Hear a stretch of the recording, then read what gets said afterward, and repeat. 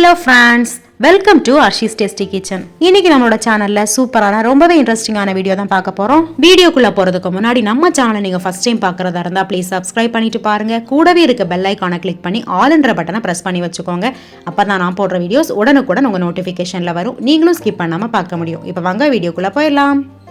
First டிப்னு பார்த்தீங்கன்னா நம்ம daily use பண்ணக்கூடிய கேஸ் ஸ்டவ்வை எப்படி ஈஸியாக க்ளீன் பண்ணுறது தான் பார்க்க போகிறோம். இதுக்கு நம்ம எந்த வித டிஷ்வாஷ் லிக்விடும் யூஸ் பண்ண போகிறதில்ல, ரொம்ப கஷ்டப்பட்டு தேய்க்கணுன்ற அவசியம் இல்லை. இதில் ஒரு விஷயம் பார்த்தீங்கன்னா நம்ம அடுப்பு துடைக்கிறதுக்கு துணியை யூஸ் பண்ண போகிறதில்ல. ஃபர்ஸ்ட் இந்த அடுப்பில் இருக்கக்கூடிய அந்த ஸ்டாண்டெல்லாம் நம்ம தனியாக எடுத்து மாற்றி வச்சிடலாம். இந்த ஸ்டீல் பிளேட்டுக்குள்ளே பாருங்கள் தேயிலக்கரை, பால் கரை, குழம்பு கரையெல்லாம் நிறைய இருக்குது. காலையில் பூரி பொரிச்சதுனால அடுப்பு ஃபுல்லாகவே ஒரே எண்ணெய் பிசுக்காகவே இருக்குது.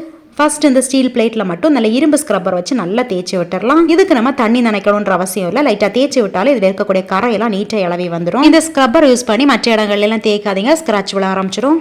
நான் மோஸ்ட்லி சமைச்சதுமே அடுப்பை நீட்டாக க்ளீன் பண்ணிடுவேன். இது வீடியோக்காக தான் அந்த மாதிரி வச்சிருக்கேன். ஆனால் நம்ம சமைச்ச உடனே க்ளீன் பண்ணும்போது அடுப்பு க்ளீன் பண்ணுறதுக்கு ரொம்ப ஈஸியாக இருக்கும். இதை நம்ம ஒரு பழக்கமாகவே வச்சுக்கிட்டோம்னா அந்த கேஸ் ஸ்டவ் க்ளீன் பண்ணுறது ஒரு கஷ்டமாகவே நமக்கு தெரியாது.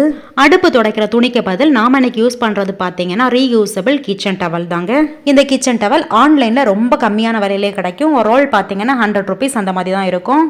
இதை நம்ம துவைச்சு யூஸ் பண்ணலாம். அதனால ஒரு ரோல் பார்த்தீங்கன்னா குறைஞ்சது நமக்கு 6 மாதம் வரைக்குமே தாராளமாக போகும். அது மட்டும் இல்லாமல் இது ரொம்ப லைட்டாக இருக்கிறதுனால இது துவைக்கிறதுக்கும் நம்ம கஷ்டப்பட வேண்டிய அவசியம் இல்லை, ஈஸியாகவே க்ளீன் ஆகிடும்.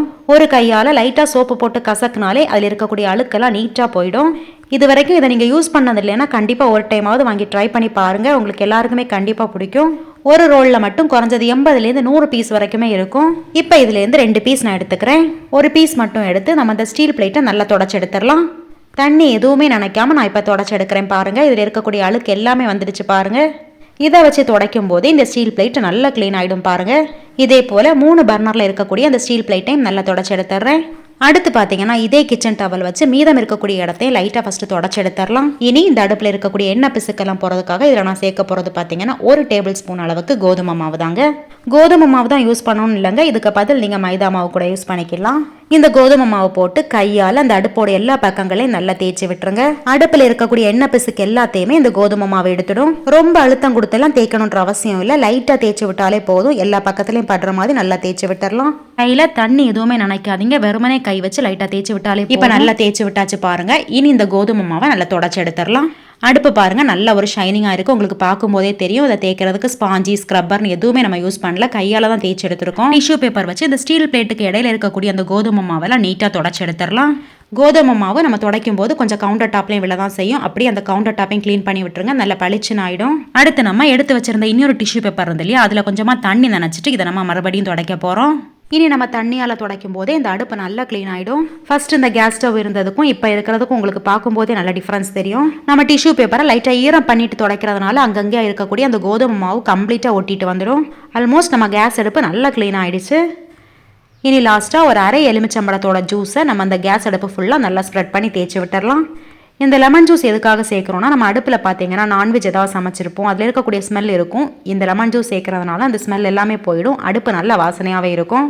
இந்த மெத்தடில் நீங்கள் கேஸ் ஸ்டவ் க்ளீன் பண்ணும்போது உங்களுக்கு நல்ல ரிசல்ட் கிடைக்கும். இதை உங்களுக்கு பார்க்கும்போதே லைவாக தெரியும். இந்த எலுமிச்சை சாறையும் இப்போ நல்லா தொடச்சி எடுத்தாச்சு பாருங்கள். 2 டிஷ்யூ பேப்பர் தான் எடுத்திருக்கேன். லாஸ்ட்டாக அந்த அடுப்பில் இருக்கக்கூடிய பர்னர் ஸ்டாண்ட் எல்லாம் நம்ம மாட்டி விட்டுடலாம். நம்ம சோப்பு டிஷ்வாஷ் லிக்விட் எதுவுமே யூஸ் பண்ணாமல் அடுப்பை எப்படி பளிச்சுன்னு மாற்றிட்டோம் பார்த்தீங்களா. கிளாஸ் டாப்பில் இந்த ஒரு ஷைனிங் கிடைக்கிறதுக்கு காரணம் பார்த்தீங்கன்னா நம்ம சேர்த்துருந்த அந்த கோதுமை மாவு தான். பார்க்குறதுக்கு புது கேஸ் ஸ்டவ் மாதிரி இருக்குது பார்த்தீங்களா. இந்த மாதிரி நீங்களும் ட்ரை பண்ணி பாருங்கள். அடுப்பு துணியெல்லாம் நம்ம யூஸ் பண்ணும்போது அதில் இருக்கக்கூடிய எண்ணெய் பிசுக்கு போகிறதுக்கு ரொம்ப கஷ்டப்பட்டு தேய்ப்போம். இனி கை வலிக்கு அடுப்பு துணியெல்லாம் துவைக்காம இந்த மாதிரி கிச்சன் டவல் வாங்கி யூஸ் பண்ணுங்க. மழை நேரங்களில் அடுப்பு துணி துவைக்கிறதுக்கு கஷ்டம், காய வைக்கிறதுக்கும் ரொம்ப கஷ்டம். இந்த கிச்சன் டவலை நம்ம மல்டி பர்பஸாக கூட யூஸ் பண்ணலாம். ஃப்ரிட்ஜில் நம்ம காயெல்லாம் ஸ்டோர் பண்ணும்போது கூட அந்த டிஷ்யூ பேப்பர் நம்ம யூஸ் பண்ணிக்கிடலாம். நைட்டு நம்ம தூங்க போகிறதுக்கு முன்னாடி அடுப்பு அந்த மாதிரி க்ளீன் பண்ணி வச்சுட்டு தூங்கணும்னா மார்னிங் நமக்கு ரொம்ப ஈஸியாக இருக்கும். இந்த டிப் உங்களுக்கு பிடிச்சிருந்தா வீடியோக்குமே ஒரு லைக் கொடுத்துருங்க. நம்ம சமையலுக்கு யூஸ் பண்ணக்கூடிய உப்பு எப்போவுமே பேக்கெட்டை ஓப்பன் பண்ணி பாட்டிலில் தட்டி வைக்கும்போது எப்போவுமே நல்லா ஃப்ரெஷ்ஷாக இருக்கும். ஆனால் கொஞ்ச நாளானதுமே இந்த உப்பில் பார்த்தீங்கன்னா ஒரு மாதிரி தண்ணி விட்ட மாதிரி ஆகிடும். அதுலேயும் மழைக்காலங்களில் இந்த உப்பு ரொம்ப ஈரமான மாதிரியே தான் இருக்கும். நாம் வாங்குற உப்பு காலியாகிறது வரைக்குமே நல்லா ஃப்ரெஷ்ஷாக இருக்கிறதுக்கு நான் சொல்கிற இந்த டிப்ஸை ட்ரை பண்ணி பாருங்கள். எப்போவுமே உப்புக்கு இந்த மாதிரி மரக்கரண்டி யூஸ் பண்ணிக்கோங்க, அதுதான் best. Steel spoon, plastic spoon இது எதுவுமே யூஸ் பண்ணாதீங்க. ஸ்டீல் ஸ்பூனை நீங்கள் தொடர்ந்து யூஸ் பண்ணும்போது அந்த ஸ்பூனில் ஒரு மாதிரி துரு பிடிச்ச மாதிரி ஆகிடும். நம்ம தேங்காயுடைய சிரட்டை இருக்கு இல்லையா, அதாவது கொட்டாங்குச்சின்னு சொல்லுவாங்க இல்லையா, இதில் ஒரு சின்ன பீஸ் எடுத்து இந்த உப்புல போட்டு வச்சுருங்க. இந்த மாதிரி உப்புல கொஞ்சம் உள்ளாடி இருக்கிற மாதிரியே போட்டு வச்சிருங்க. நாம போட்டு வைக்கிற அந்த சிரட்டையோட அந்த சின்ன பீஸ் பார்த்தீங்கன்னா அந்த உப்புல இருக்கக்கூடிய ஈரத்தன்மையெல்லாம் அப்சர்வ் பண்ணிடும். அதனால நம்ம உப்பு லாஸ்ட் வரைக்குமே நல்லா ஃப்ரெஷ்ஷாவே இருக்கும். இதை நம்ம கல்லுப்புக்கு மட்டும் இல்லைங்க, பொடி உப்புக்கும் நம்ம யூஸ் பண்ணிக்கிடலாம். சமையலுக்கு இந்த உப்பை நம்ம யூஸ் பண்ணும்போது மரக்கரண்டி இல்லாதவங்க இந்த சிரட்டையோட பீஸை கூட நம்ம ஸ்பூனா யூஸ் பண்ணிக்கிடலாம். இன்னொரு டிப் பார்த்தீங்கன்னா நம்ம கல்லுப்பாக இருந்தாலும் சரி பொடி உப்பாக இருந்தாலும் சரி எப்போவுமே பிளாஸ்டிக் அல்லது ஸ்டீல் பாத்திரத்தில் ஸ்டோர் பண்ணாதீங்க. முக்கியமாக ஸ்டீல் பாத்திரத்தில் ஸ்டோர் பண்ணிங்கன்னா அந்த பாத்திரம் சீக்கிரமாக துரு பிடிச்சிடும். இந்த மாதிரி பீங்கான் ஜாடி கிளாஸ் கண்டெய்னரில் ஸ்டோர் பண்ணுங்கள், அதுதான் நல்லது. அடுத்து நம்ம சமையலுக்கு அதிகமாக கல்லுப்பு யூஸ் பண்ணுறது தான் உடம்புக்குமே நல்லது. இல்லாட்டி இந்த மாதிரி இந்துப்பு வாங்கி யூஸ் பண்ணிக்கோங்க. இந்துப்பு உடம்புக்கு ரொம்பவே நல்லது, ஆனால் கொஞ்சம் காஸ்ட்லி தான். இந்துப்புக்கு பதில் நீங்க கல்லுப்பை பொடி பண்ணி கூட யூஸ் பண்ணிக்கோங்க. ஆனா ரொம்ப வெள்ளை நிறத்துல இருக்கக்கூடிய அந்த பொடி உப்பை கடையிலேருந்து வாங்கி யூஸ் பண்ணாதீங்க, அது உடம்புக்கு ரொம்ப ரொம்ப கெடுதல். நம்ம வாங்கி யூஸ் பண்ணக்கூடிய பருப்பு வகையா இருக்கட்டும், இந்த மாதிரி சுண்டல் ராஜ்மாலாம் பார்த்தீங்கன்னா சீக்கிரமாகவே வண்டு பூச்சி வர ஆரம்பிச்சிடும். பருப்பு நம்ம அடிக்கடி யூஸ் பண்ணுவோம், ஆனால் அந்த மாதிரி ராஜ்மா கொண்டக்கடலைலாம் ஒரு வாரம் இல்லை 2 வாரத்துக்கு ஒரு முறை தான் நம்ம யூஸ் பண்ணுவோம்.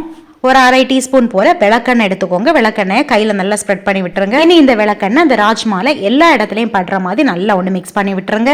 இந்த விளக்கெண்ணெயை இதே மாதிரியே நீங்கள் துவரம் பருப்பு பாசிப்பருப்பு இதுல எல்லாம் கூட அப்ளை பண்ணலாம். இந்த மாதிரி நம்ம ஸ்டோர் பண்ணும்போது 6 மாதம் ஆனாலுமே பருப்பு சுண்டல் இதில் எதுலையுமே வண்டு பூச்சி எதுவுமே வராது. கண்டிப்பாக ட்ரை பண்ணி பாருங்கள், ரொம்ப ரொம்ப யூஸ்ஃபுல்லான ஒரு டிப்.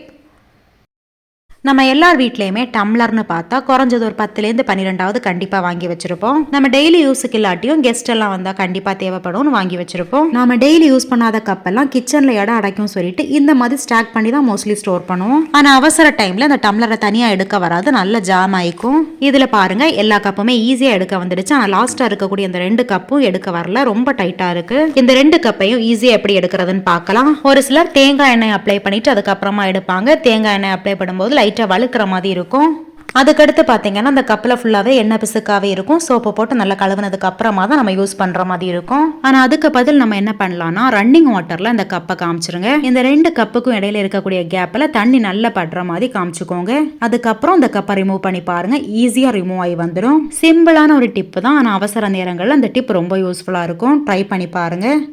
நாம் செல்லோ டேப்பெல்லாம் வாங்கி யூஸ் பண்ணும்போது தேவைக்கு ஏதாவது ஒட்டிட்டு அதுக்கப்புறமா அப்படியே வச்சுருவோம். அடுத்து ஏதாவது ஒட்டுறதுக்காக இந்த செல்லோ டேப்போட ஸ்டார்டிங் பாயிண்டை கண்டுபிடிக்கிறதுக்கு ரொம்ப கஷ்டப்பட்டு தேடிட்டு இருப்போம். பாருங்க, இதோட ஸ்டார்டிங் பாயிண்டை கண்டுபிடிக்கவே முடியல, எங்க இருக்குன்னே தெரியல. இதை அவாய்ட் பண்ணுறதுக்கு நம்ம என்ன பண்ணலாம்னா நம்ம வீட்டில் இருக்கக்கூடிய காட்டன் பட்ஸோ இல்லாட்டி இந்த மாதிரி டூத் பிக்கோ இருந்தால் எடுத்துக்கோங்க. நம்ம கையில் இருக்கக்கூடிய செல்லோ டேப்போட சைஸை பொறுத்து நீங்கள் இதை கட் பண்ணிக்கோங்க. நான் இங்கே சின்ன சைஸ் செல்லோ டேப்னால இதை 2ஆக கட் பண்ணிக்கிட்டேன். இந்த டூத் பிக்கை பாருங்கள், பாதியாக கட் பண்ணி எடுத்து வச்சுருக்கேன். இப்போ இந்த செல்லோ டேப்போட ஸ்டார்டிங் பாயிண்ட்டை லைட்டாக எடுத்துட்டு இந்த டூத் பிக்கை வச்சு விட்டுருங்க. அதுக்கப்புறமா இதை நீங்கள் டைட்டாக ஒட்டிடுங்க. டூத் பிக்கோ காட்டன் பட்ஸோ இந்த மாதிரி வைக்கிறதுனால அடுத்த முறை நம்ம எடுக்கும்போது ஸ்டார்டிங் பாயிண்ட் எங்கே இருக்குது நம்ம தேடிட்டு இருக்கணும்னு அவசியம் இல்லை. நான் வீடியோவில் காமிக்கிற மாதிரி இந்த டூத் பிக்கை லைட்டாக மூவ் பண்ணிங்கன்னா நீங்கள் இந்த ஸ்டார்டிங் பாயிண்ட்டை ஈஸியாக எடுத்துடலாம். கண்டிப்பாக ட்ரை பண்ணி பாருங்கள். டிப்ஸ் பிடிச்சிருந்தா வீடியோக்குமே லைக் கொடுத்து அப்படியே சப்ஸ்கிரைப் பண்ணிக்கோங்க. பொதுவாக குழந்தைங்க இருக்க வீட்டில் மருந்து பாட்டில் பார்த்தீங்கன்னா அதிகமாக வாங்கி வச்சுருப்போம். ஒரு சில நேரங்களில் அந்த மருந்து பாட்டிலில் பார்த்தீங்கன்னா தண்ணி படும், அதுக்கப்புறமா மருந்தே லீக் ஆகும். இதனால என்ன ஆகும்னா அந்த எக்ஸ்பைரி டேட்லாம் அழிஞ்சு போயிடும். ஒரு சில நேரங்களில் அந்த மருந்தோட பேர் கூட அழிஞ்சு போயிடும். இந்த பாட்டிலில் இருக்கக்கூடிய எக்ஸ்பைரி டேட் அதுக்கப்புறமா அந்த மருந்தோட பேர்லாம் அழியாமல் இருக்கிறதுக்கு என்ன பண்ணலாம்னா நம்ம வாங்கிட்டு வந்த உடனே இந்த பாட்டிலில் இந்த மாதிரி செல்லோ டேப் வச்சு ஒட்டி வச்சிருங்க. நமக்கு தேவைப்படுற அந்த மருந்தோட பேர் அதுக்கப்புறமா எக்ஸ்பைரி டேட் இந்த 2லையுமே பார்த்தீங்கன்னா நீங்கள் செல்லோ டேப் வச்சு ஒட்டி விட்டுருங்க. இந்த மாதிரி செல்லோ டேப் ஒட்டி விட்டுறதுனால அதுக்கப்புறமா அந்த இடத்துல தண்ணி பட்டா கூட அழியவே அழியாது. ஒரு சில மருந்தெல்லாம் நம்ம ஃப்ரிட்ஜில் வச்சு யூஸ் பண்ணுற மாதிரி இருக்கும். அந்த மருந்துக்கெல்லாம் இந்த மாதிரி எக்ஸ்பைரி டேட் பக்கத்தில் நீங்கள் இந்த மாதிரி செல்லோ டேப் போட்டிங்கன்னா எத்தனை நாள் ஆனாலுமே அழியவே அழியாது. ட்ரை பண்ணி பாருங்கள், ரொம்ப ரொம்ப யூஸ்ஃபுல்லான ஒரு டிப் தான். எக்ஸ்பைரி டேட் தெரியும் போது நம்ம காரியாகிறது வரைக்குமே தைரியமாக குழந்தைங்களுக்கு இந்த மருந்தை கொடுக்கலாம். குழந்தைங்க இருக்க வீட்டில் தேவைப்படக்கூடிய ஒரு முக்கியமான டிப் தான் இது. ட்ரை பண்ணி பாருங்கள். எப்போவுமே நம்ம யூஸ் பண்ணக்கூடிய கேஸ் ஸ்டவோட ஒவ்வொரு பர்னருக்கு அடியில் இந்த மாதிரி பிளேட் வச்சு யூஸ் பண்ணிக்கோங்க. நம்ம சமைக்கும் போது பால் கீழே கொட்டுறது, அதுக்கப்புறமா பருப்பு வேக வைக்கும் போது கூட கீழே சிந்தும். இந்த மாதிரி டைமில் பார்த்தீங்கன்னா நம்ம கவுண்டர் டாப்பில் எதுவுமே சிந்தாது, இந்த பிளேட்டில் எல்லாமே கலெக்ட் ஆகிடும். அதனால நம்ம கவுண்டர் டாப்பில் எந்த வித அழுக்குமே ஆகாது. இந்த பிளேட்டை மட்டும் நம்ம 2 நாளுக்கு ஒருக்கா நம்ம க்ளீன் பண்ணி எடுத்தாலே போதும். பிளேட் அந்த மாதிரி வச்சு யூஸ் பண்ணி பாருங்கள், உங்களோட க்ளீனிங் வேலை ரொம்ப கம்மியாகும். பைனாப்பிள் வச்சு ஒரு புட்டு ரெசிபி தான் பார்க்க போகிறோம். புட்டு பண்ணுறதுக்காக ஒரு பெரிய சைஸ் பைனாப்பிளாக எடுத்திருக்கேன். இப்போ இந்த பைனாப்பிளோட தோலெல்லாம் கட் பண்ணி எடுத்துடலாம். தோலெல்லாம் நீக்கியாச்சு. இப்போ இதை சின்ன சின்ன துண்டுகளாக கட் பண்ணி ஒரு மிக்சர் ஜாரில் சேர்த்துடலாம். ஒரு 1/2 கப் அளவுக்கு தண்ணி சேர்த்து இந்த பைனாப்பிளை நல்லா பேஸ்ட் அரைச்சி எடுத்துட்டு வந்தாச்சு. அரைச்செடுத்த பைனாப்பிள் பேஸ்ட்டை இப்போ ஒரு அகலமான பிளேட்டில் சேர்த்துக்கிறேன். இது கூடவே தேவையான அளவுக்கு உப்பு, கலருக்காக கொஞ்சமா மஞ்சத்தூள் சேர்த்துக்கிறேன். நான் எடுத்திருக்க அரிசி மாவோட அளவு பார்த்தீங்கன்னா ஒரு பாக்கெட், அதாவது 1/2 கிலோ அளவுக்கு எடுத்திருக்கேன். நாம இந்த அரிசி மாவை பிசையறதுக்கு தண்ணி எதுவுமே சேர்க்க தேவையில்லை. இந்த பைனாப்பிளோட பேஸ்ட் வச்சு இந்த அரிசி மாவை நல்லா பிசைஞ்சு எடுத்துக்கலாம். அரிசி மாவை மொத்தமா சேர்க்காம கொஞ்சம் கொஞ்சமா சேர்த்து இந்த பைனாப்பிள் பேஸ்டோட பிசைஞ்சு எடுத்துக்கோங்க. நாம இப்போ இந்த 1/2 கிலோ அளவுக்கு புட்டுப்பொடியை கொஞ்சம் கொஞ்சமா இந்த பைனாப்பிள் பேஸ்டோட சேர்த்தாச்சு. இப்போ பாத்தீங்கன்னா தண்ணியோட அளவு கொஞ்சம் அதிகமா இருந்த மாதிரி தான் தெரியும். ஆனா இதுதான் கரெக்டான மெஷர்மெண்ட். ஏன்னா இன்னும் ஒரு 10 நிமிஷம் நாம அந்த புட்டு மாவை அப்படியே ஊற வைக்க போறோம். இந்த அளவுக்கு தண்ணி சேர்க்காம இருந்தீங்கன்னா 10 நிமிஷத்துக்கு அப்புறமா பாத்தீங்கன்னா இந்த அரிசி மாவு நல்லா ட்ரை ஆயிடும். ஒரு 10 நிமிஷம் ஊறினதுக்கு அப்புறமா இந்த புட்டு பொடியை ஓபன் பண்ணி பார்க்கலாம். இப்ப பாருங்க, இந்த அரிசி மாவு புட்டு பண்றதுக்கான கரெக்டான பக்குவத்துல வந்துருச்சு. எப்பவும் போல நார்மலா புட்டு வேக வைக்கிற மாதிரியே வேக வச்சு எடுத்துடலாம். புட்டு குழல்ல அந்த புட்டு சில்ல போட்டுட்டு அதுக்கு மேல வந்து கொஞ்சமா தேங்காய் துருவல் சேர்த்துக்கோங்க. தேங்காய் துருவல் சேர்த்ததுக்கு அப்புறமா நம்ம ரெடி பண்ணி வச்சிருக்க புட்டு மாவை கொஞ்சமா சேர்த்துடலாம். ஒரு லேயர் புட்டு மாவு சேர்த்துட்டு அதுக்கப்புறமா அதுக்கு மேல ஒரு 2 டீஸ்பூன் அளவுக்கு தேங்காய் துருவல் சேர்த்துக்கோங்க. லாஸ்டா ஒரு 2 டீஸ்பூன் அளவுக்கு தேங்காய் துருவல் சேர்த்து க்ளோஸ் பண்ணிருங்க. இந்த புட்டு மேக்கர்ல இந்த புட்டு மாவை நிரப்புறதுக்கு ஒரு 5 ல இருந்து 10 நிமிஷத்துக்கு முன்னாடியே தண்ணியை கொதிக்க வச்சிருங்க. தண்ணி நல்லா கொதிச்சதுக்கு அப்புறமா தான் புட்டு மேக்கரை வைக்கணும். அப்பதான் புட்டுமே சீக்கிரமா வெந்து வரும். புட்டு வேகிறதுக்கு ரொம்ப டைம் எடுக்காது. ஒரு 5 ல இருந்து 6 நிமிஷத்துலயே புட்டு வெந்து வந்துடும். நல்லா ஆவி வந்ததுக்கு அப்புறமா ஒரு 2 நிமிஷம் சிம்ல வச்சுக்கோங்க. அதுக்கப்புறமா நம்ம எடுத்துடலாம். இப்போ புட்டு நல்லா வெந்துடுச்சு. புட்டு மேக்கர் வாங்கும் போதே கடைகளில் ஒரு கம்பி கொடுத்துருப்பாங்க, அந்த கம்பி யூஸ் பண்ணிக்கோங்க. சூப்பரா மணக்க மணக்க நம்மளோட பைனாப்பிள் புட்டு ரெடி ஆயிடுச்சு. இந்த வீடியோல நான் சொல்லியிருக்க டிப்ஸ், ரெசிபி எல்லாமே உங்களுக்கு கண்டிப்பா யூஸ்ஃபுல்லா இருக்கும்னு நினைக்கிறேன். வீடியோ பிடிச்சிருந்தா லைக் பண்ணுங்க, சப்ஸ்கிரைப் பண்ணுங்க, மறக்காம உங்க ஃபேமிலி அண்ட் ஃப்ரெண்ட்ஸோட ஷேர் பண்ணிக்கோங்க. தேங்க்ஸ் ஃபார் வாட்சிங்.